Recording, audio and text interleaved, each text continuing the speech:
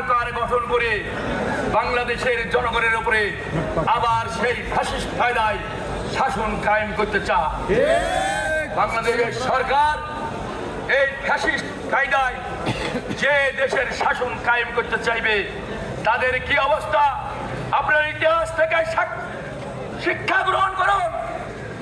ওই সমস্ত ছাত্র জনতা এখনো দেশে রয়েছে।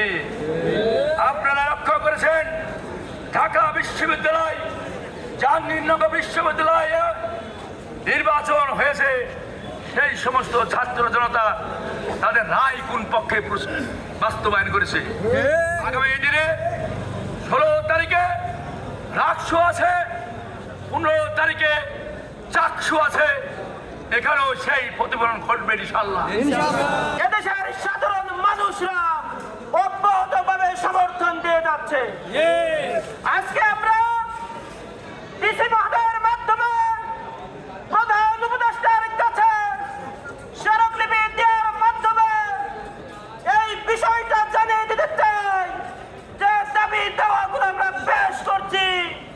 এই দাবি দাওয়াগুলো অবিলম্বে মেনে নিন।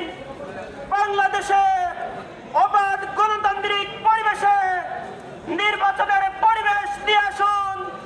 স্বাধীন সার্বভৌম দেশে অখণ্ডতা রক্ষার জন্য কোন বহিঃশত্রুর চক্ষুর আমদানিকে আপনারা পরোয়া করবেন না। জনগণ পতাকা নির্বাচন হতে দেবে না ইনশাআল্লাহ। সেই দাবিটা আজকে আমরা ডিসি মহোদয়ের কাছে আমরা কিছুক্ষণের মধ্যে সংগঠনের পক্ষ থেকে স্মারকলিপি পেশ করতে চাই।